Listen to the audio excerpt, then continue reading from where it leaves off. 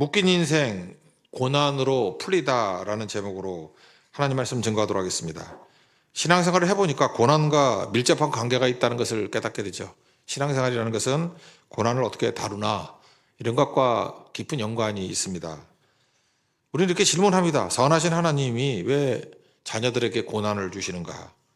그래서 고난은 질문을 만들어냅니다. 고난은 우리를 생각하게 만듭니다.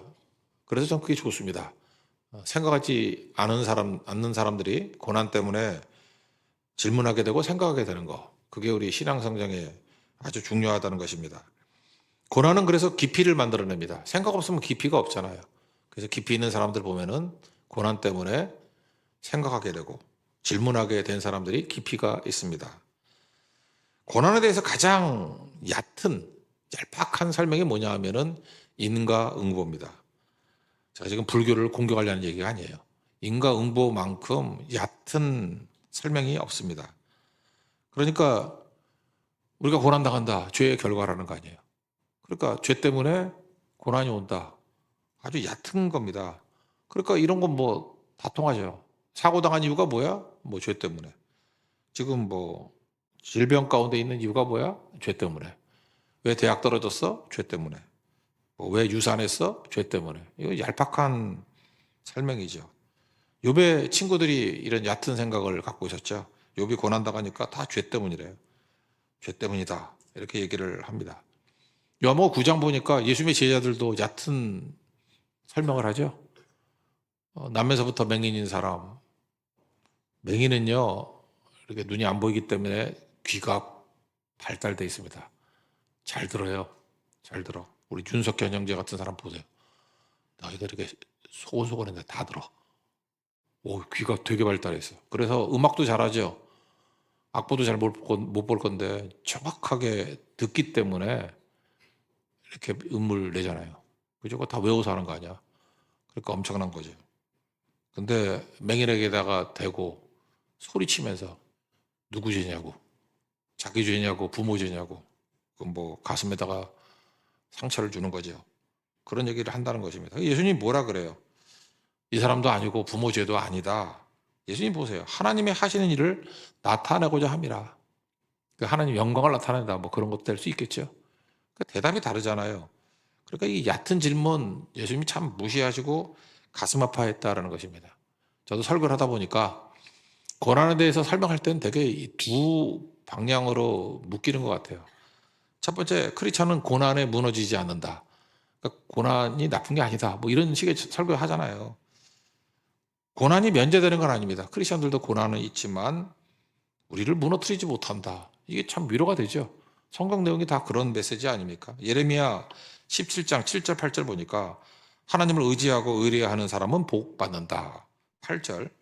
여기 보니까 시냇가에 심은 나무다 그런 표현이 나와요. 근데 더위가 올지라도 두려워하지 않고 가뭄이 올지라도 걱정이 없고 결실이 그치지 않는다 이런 표현이 나오거든요. 그러니까 크리스찬에게도 더위도 오고 가뭄도 오고 온다는 것입니다. 근데 시냇가에 심은 나무기 때문에 이긴다는 거죠. 더위가 와도 두려워하지 않고 가뭄이 와도 시냇가에 심은 나무니까 결실을 맺고 걱정 없다. 뭐 이런 접근들이 이게 성경의 대부분의 접근 아니에요. 그러니까 무슨 얘기죠? 주님께서 우리와 함께 하시기 때문에 그렇다는 거죠. 임마누엘, 예수님이 우리와 함께 하신다. 뭐 대표적인 게 이사야 41장 10절 두려워하지 말라. 내가 너와 함께 함이니라. 뭐 쭉 나가죠. 우리 찬양도 하잖아요. 두려워하지 말라고. 또 한 가지는 이렇게 접근하죠. 끝이 좋다는 거죠. 크리스찬은 잘 모르지만 합력하여 선을 이룬다. 반드시 끝이 좋을 거다. 선하신 하나님은 합력하여 선을 이루시는 분이다. 로마서 8장 28절. 뭐 합력하여 선을 이룬다. 뭐 맨날 붙드는 거죠. 로마서 8장 18절. 현재 고난은 장차 우리에게 나타날 영광과 비교할 수 없다. 그래 끝이 좋다는 거죠. 엄청 좋으니까 우리 그걸 믿기 때문에 이런 거 별거 아니다. 이게 기본 틀입니다. 기본 틀. 그러니까 고난이 무너뜨리지 못한다. 두 번째, 고난 끝이 좋은 거다. 합력하여 선을 이루는 것이다. 대부분 이 두 가지로 수렴이 됩니다. 여러분들도 뭐 예수 오래 믿으면 이런 투의 설교 뭐 수백 번 들었겠지. 그죠? 접근. 그런데 베드로전서 4장을 보면은 베드로의 접근이 얘가 뉴 인사이트, 그러니까 새로운 통찰을 주는 것 같아요. 고난에 대한 새로운 통찰. 베드로가 고난을 많이 당해서 그런가? 베드로 되게 똑똑해. 물론 성령께서 영감을 주셔도 그렇겠지만 이 바울 서신하고 또 다른 접근이에요. 고난에 대한 통찰력이 있어요. 고난. 첫 번째 통찰이 뭐냐? 고난은 죄를 그치게 만든다. 이거는 마치 인과응보의 역발상이에요. 그죠? 죄부터 시작. 디폴트가 죄잖아. 죄 지니까 고난이 온 거야. 근데 디폴트를 뭐로 잡아요? 고난으로 잡아. 고난이 지금 있지? 크리스찬들은 다 고난이 있어. 앞에 그러잖아요. 의를 위하여 고난, 선을 행함에도 불구하고 고난. 고난이 디폴트야. 근데 그게 왜 좋은지 알아? 죄를 그쳐. 이거 대단한 접근 아니에요? 여러분 대충 읽으니까 그렇지. 이건 내가 조금 전에 막 너무 좋아서 뛰었는데 베드로가 이런 역발상을 하는구나. 그러니까 디폴트가 고난이라니까요. 고난을 기뻐할 수 있는 이유가 뭐예요? 뭐 굳이 말한다 그래. 지금 내가 고난 당하잖아. 현실이. 죄를 그치게 된다. 그렇게 접근하고 있습니다. 1절을 보시면 뒷부분 보세요. 육체의 고난을 받은 자는 죄를 그쳤습니다.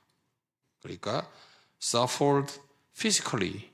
그러니까 예수를 위해서 physically, 육체적으로 고난을 받는 것은 you have finished within.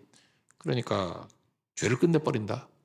죄가 스탑된다. finish, 끝났다는 거죠. 끝장낸다. 이게 얼마나 대단한 통찰입니까? 이렇게 고난이 없다 그런 사람들 보면 계속 죄 짓는 게 ing잖아. 근데 고난 때문에 죄가 멈췄다. 죄를 중단시키는 거. 이게 엄청난 거죠. 한번 제가 이렇게 생각을 해봤어요. 쭉 생각해 보니까 어떤 분이 간암에 걸렸어. 그때부터 죄 짓는 거 다 끊더라고. 뭐 이것저것 죄 짓는 거 다 끊고. 뭐 대표적인 것도 뭐 술도 끊고. 간암이니까. 술만 끊은 게 아니에요. 뭐 술보다 뭐 더 많은 죄들. 술 끊는다는 거를 상징하는 연관된 많은 죄들을 끊더라고. 그러니까 고난이 죄를 끊어버린다. 맞죠? 폐암 걸린 어떤 사람이 있습니다. 저도 폐암인데 저 말고 또 다른 폐암, 폐암2. 여러 가지 죄를 끊으면서 담배도 끊더라고. 그러니까 고난이 죄를 그친다. 맞는 얘기죠. 어떤 분은 부도 맞았어요. 고난이죠, 고난. 고난이 오니까 그렇게 교회 오는 걸 싫어하던 분이 다른 사람 만나면 뭐 만날 수가 없으니까. 그런 분들이 교회 맨 뒷자리에 앉고 뭐 구석에 앉고 그러는 것 같아. 그것도 맨날 구석에만 앉대. 그러고 난 다음에 이분 제일 좋아하는 찬송이 280장 천부여 의지 없어 손 들고 옵니다.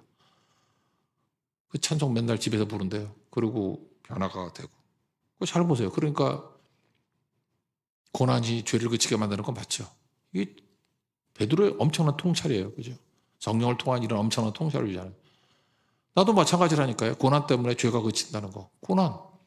일단 이 통찰을 보자고. 죄를 그친다. 기억나는 사람이 제가 옛날에 숙대 강당에서 예배를 드렸거든요. 숙대 강당에 예배를 드릴 때. 근데 거기서 진짜 변화된 사람 되게 많은데. 거기서 기업도 많이 나오고 뭐 대형 그 옷 만드는 업체도 있고. 근데 그 중에 하나가 뭐였냐면 숙대 강당에서 이렇게 쭉 내려오다가 골목으로 들어가면은 본죽 1호점이 있었어. 본죽 조금 했어요. 내가 그 본죽을 좋아해서 그 아저씨하고 친했는데 김철호 회장이에요. 뭐 앉으면 뭐 이 소리 저 소리 하는데 대기업 사장이었는데 IMF 때 1997년 외환 위기 때 부도 맞고 빚더미 됐습니다. 이분이 맨날 그 얘기해요. 나 잘 나갔던 사장이었다고. 나는 그때 안 믿었는데 나중에 보니까 진짜더라고. 예, 사장이었대. 자기 능력 믿고 의지하고 그러다가 고난이 왔다고요. 그 이분이 죄진 거 뭐 다 끊었던 얘기 쭉 얘기하면서 본질로 돌아간다. 그래서 베이직으로 돌아간다. Back to basic. 그래서 본이에요, 본. 그러니까 죽의 본질이죠. 그래서 맛있는 음식이 아니라 진심이 담긴 한 끼를 만들겠다. 계속 그 나한테 설명하더라고. 본죽, 본죽. 요즘에는 빨리 먹는 거죠. 패스트푸드인데 우리는 슬로우 푸드를 추구한다. 그래서 손님 올 때마다 그때부터 끓이기 시작한대. 미리 끓여놓고 주는 게 아니고. 그래서 정성스럽게. 돈 남겠나 그랬는데 되더라고요. 그 다음에 뭐 다 잊어버렸는데 요즘에 뭐 본죽 우리 동네도 있고 뭐 다 있대. 그죠? 김철호 회장을 보면서 내가 느꼈던 게 뭐냐 하면 그때는 김철호 아저씨였지만 고난이 여러 가지 죄들을 다 끊게 만들고 하나님 앞에서 본질로 돌아온 거죠. 거기서 본이 뭐냐? 복음의 복음, 복음의 본질로 복음을 가지고 죽을 만든다 그런 뜻이겠죠. 이런 비슷한 말씀이 시편 119편 그 말씀장이라 그러잖아요. 성경에서 제일 긴 장. 이번 시편 필사하면서 119편 쓰면서 욕을 많이 했다 그러대. 이거 언제 끝나나? 언제 끝나나? 67절 고난 당하기 전에는 내가 그릇 행하였더니 이제는 주의 말씀을 지키나이다. 보세요. 고난이 와서 그릇 행하는 게 중단됐다는 거 아니에요. 똑같은 말씀이죠. 고난 때문에 죄를 그쳤다. 그게 시편 119편 67절이에요. 그래서 71절에 고난 당한 것이 내게 유익이라. 뭐 같은 맥락 아니에요? 그러니까 베드로나 또는 시편 119편에 나오는 시편 기자나 똑같은 고백을 하고 있죠. 고난은 우리에게 어떤 큰 유익을 주느냐? 죄를 그치는 거예요. 고난 때문에 이제 죄는 끝. 이제는 하나님 앞에서 순종과 믿음으로 살겠습니다. 출발하는 하나님 종 되기를 바랍니다. 그 고난 당하면 죄를 끊는다는데 죄 중에 제일 큰 죄가 뭐죠? 교만이죠. 마귀는 교만 때문에 마귀가 된 거 아니에요? 천사에서 마귀가 된 거 아니에요? 사람마다 이렇게 쓰는 표현이 있는데 제 아버님이 맨날 하던 얘기 기억나네요. 그러니까 우리 아버지가 잘 쓰는 표현은 되게 속된 표현인데 기억엔 잘 맞는 것 같아. 저한테 맨날 그런 얘기를 했어요. 하나님 앞에서 까불지 마. 우리 아버지는 그게 말버릇이야. 까불지 마. 애들이나 쓰는 말 아닌가? 그죠? 겸손해지라는 말을 까불지 말라고 설명해요. 좀 뭐 교회 좀 된다고 까불지 마.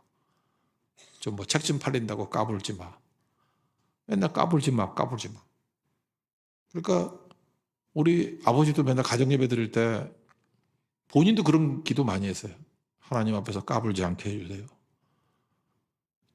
돌아가신 아버지 생각나네. 맨날 까불지 마, 까불지 마.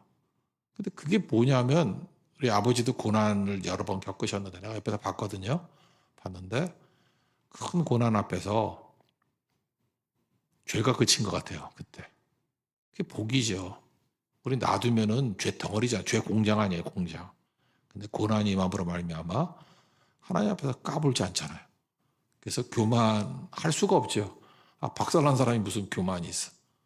납작 엎드려야 되고 자기를 부인해야 되고 이제는 뭐 그런 거에 대한 연연해 할 마음이 없어지고 그렇게 되겠죠.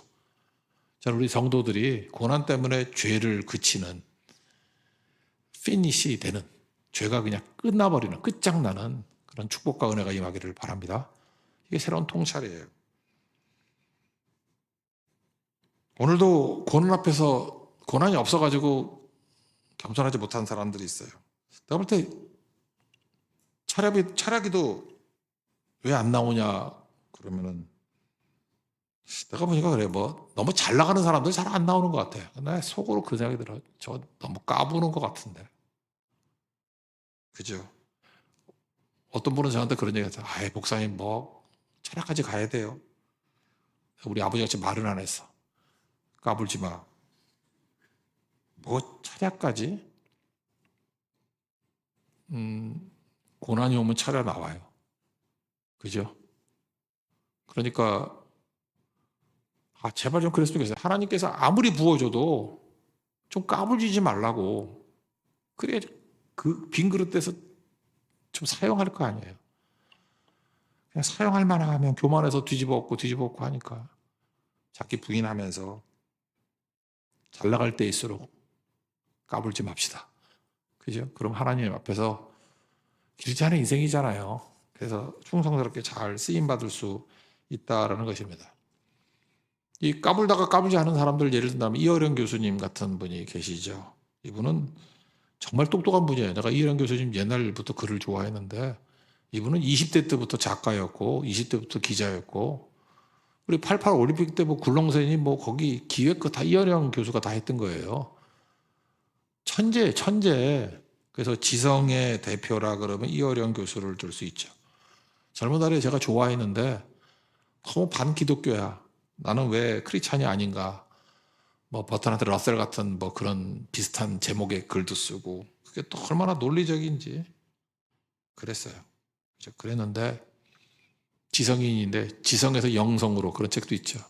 언제 지성에서 영성으로 건너뛰죠? 딸 이민아. 딸 아시죠? 어떤 정치인하고 살다가 또 뭐 이혼도 하고 이민아 나중에 목사님 되셨죠.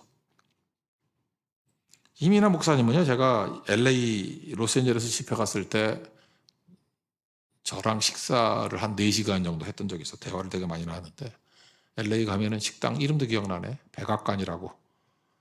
이름이 백악관이야. 백악관에서 한 4시간쯤 얘기를 했던 것 같아요. 쭉 얘기를 하는데 저희가 어떻게 변화가 되고 이분이 원래 살던 곳이 샌프란시스코거든. 샌프란시스코에 내가 아는 분하고도 뭐 연락이 되더라고. 이렇게 쭉 얘기를 해서 쭉 설명을 하시는데 하나님께서 이 이민아 목사님을 통해서 아버지부터 시작해서 다 변화되는 과정. 그때는 아버지 믿기 전이었어요. 그거 놓고 기도하는데 그대로 되더라고. 그대로. 하나님께서 이어령 교수 변화시키는 방법이 뭔지 알아요? 사랑하는 딸 이민아 교수 실명 위기. 암도 걸렸지만 눈도 시력도 잃게 되는 위기까지 왔어요. 거기다가 손주까지도 실명 위기. 그러니까 사랑하는 사람은 다 암, 실명 위기 막 이렇게 돼버린 거예요. 이때 이분이 깨졌어. 뒤집어져가지고 지성 갖고 안 된다. 하나님밖에 없습니다. 그 다음에 이분이 썼던 시가 어느 무신론자의 기도잖아요. 거기 보면은 마지막 고집을 꺾는 모습들이 쭉 나와요. 당신을 부르기 전에는 아무것도 없었습니다. 지성의 고립을 얘기하는 거죠. 지성만 붙들고 갔더니 솔직히 말해서 허무했다. 그런 내용들이고 나의 보잘것없는 지성의 등잔불이 꺼졌을 때 자기 한계를 인정하는 거죠. 지성의 등잔불이 꺼졌을 때 영성의 빛이 비추더라. 그런 고백이에요.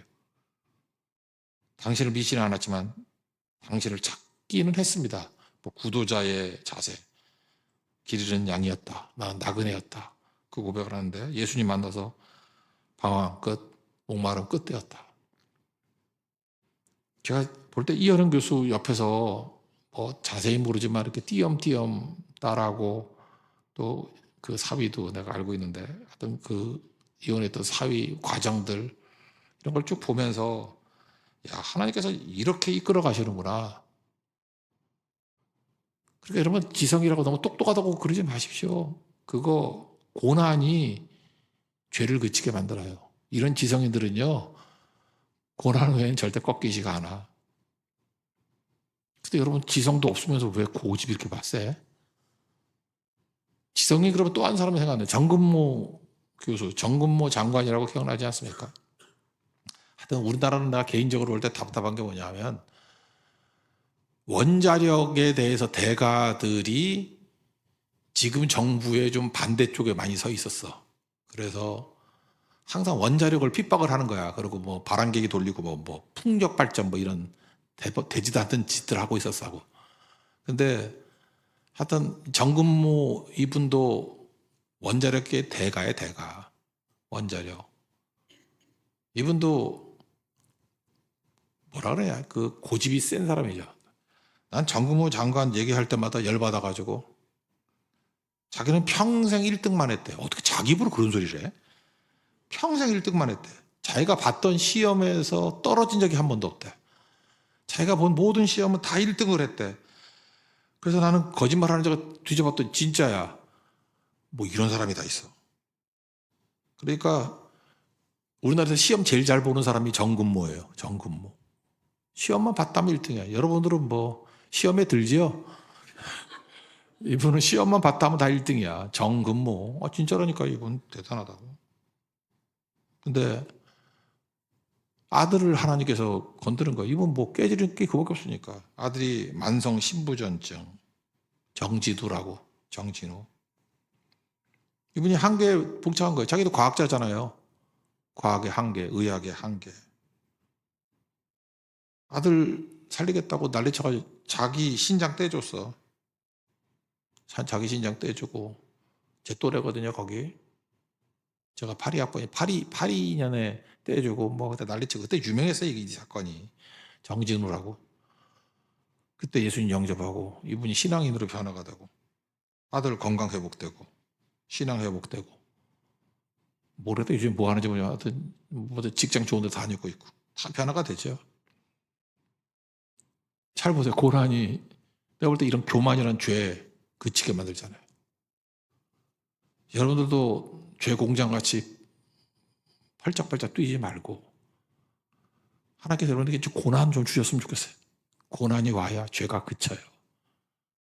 겸손해지고 하나님 의지하고 그 다음부터 진짜 인생을 살게 된다는 것입니다. 그런 축복이 임하길 바랍니다. 그래서 고난은 악이 아니라 약이다. 고난이 약이 되는 축복이 우리 교회에 임하기를 축원합니다. 두 번째 인사이트인데 고난이 오면요. 뭐 죄를 그치는 것도 있지만 정욕을 따르지 않고 하나님의 뜻을 따라 살게 만든다는 것입니다. 2절이죠. 이후로는 다시 사람이 정욕을 따르지 않고 하나님의 뜻을 따라 육체의 남은 때를 살게 하려 합니다.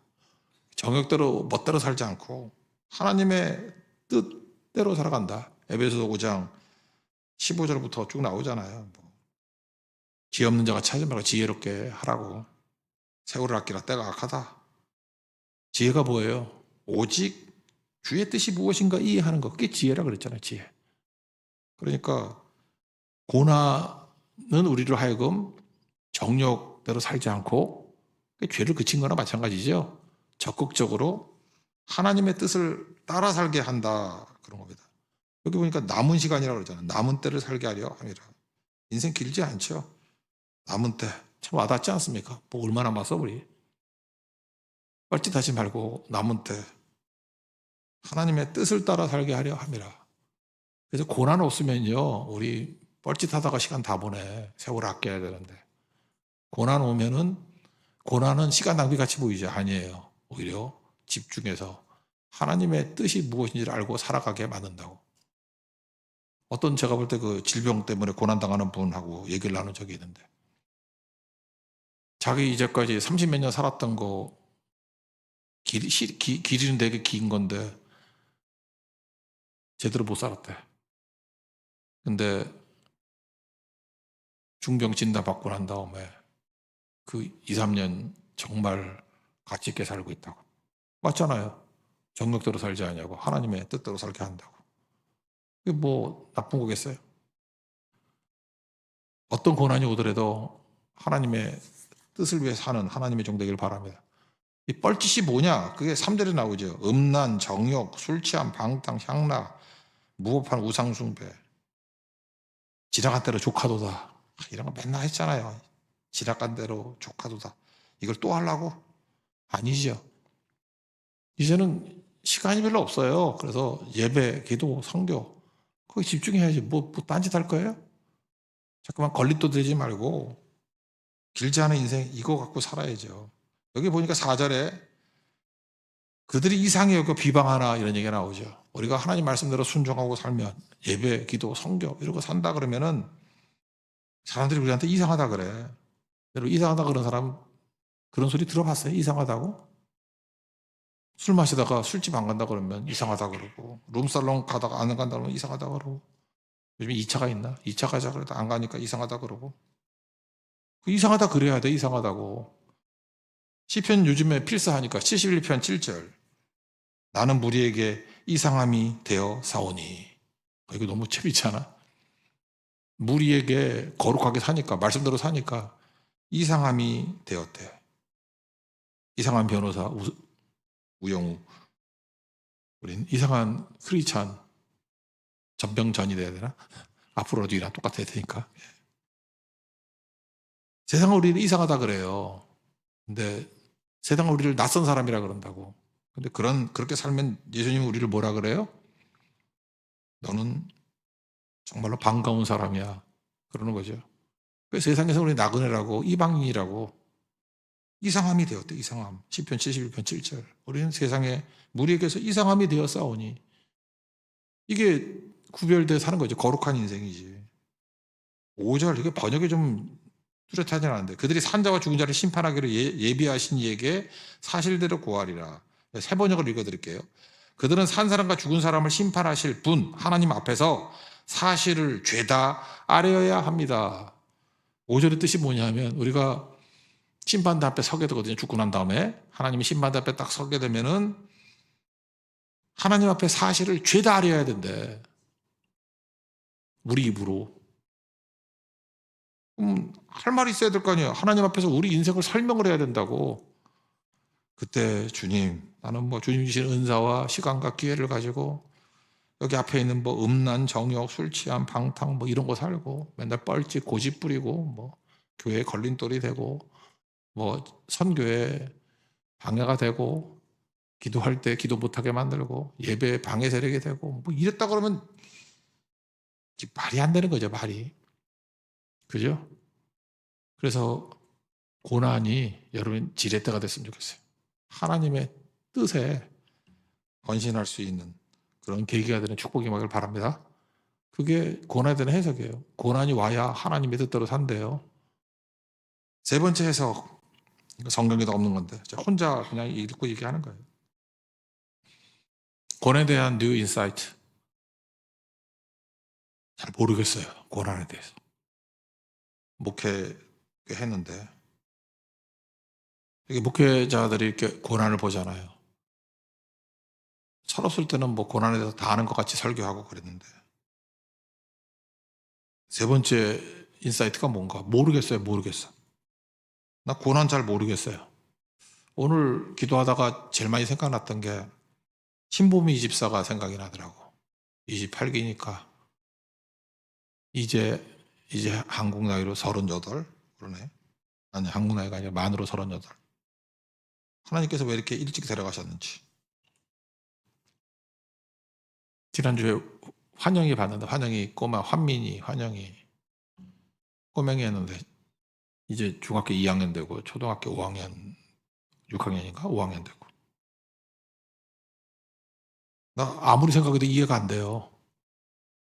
신앙생활도 잘했고 그 시편 찬양 작곡했던 거 얼마나 음악이 아름다운지 반주할 때 맨날 조기 앉아서 나중에 뭐 정신이 없어가지고 우리 신부미 자매 때문에 차명 집사하고도 뭐 전화 많이 하고 했는데 어떻게 도와줄까 속수무책이에요. 잘 모르겠어 어떻게 되는 건지. 그걸 어떻게 뭐 설명하겠어요. 어떤 가정에는 아이를 기다리다가 애가 유산이 돼버렸어. 유산의 아픔. 나 그것도 이해가 잘 안 돼요. 나 설명 못 하겠어. 그걸 뭐로 설명해? 설명하면 욥의 친구가 되는 것 같아요. 설명 안 돼요. 나 잘 모르겠어요. 어떤 가정인 장애를 낳게 되고 또 장애 아이를 또 태어나게 만들고 뭘 설명해? 내가 볼 때 하나님 너무너무 사랑하고 충성하고 헌신된 사람이었는데 그걸 뭘 설명해? 설명하는 순간 죄가 돼. 하나도 맞지도 않아.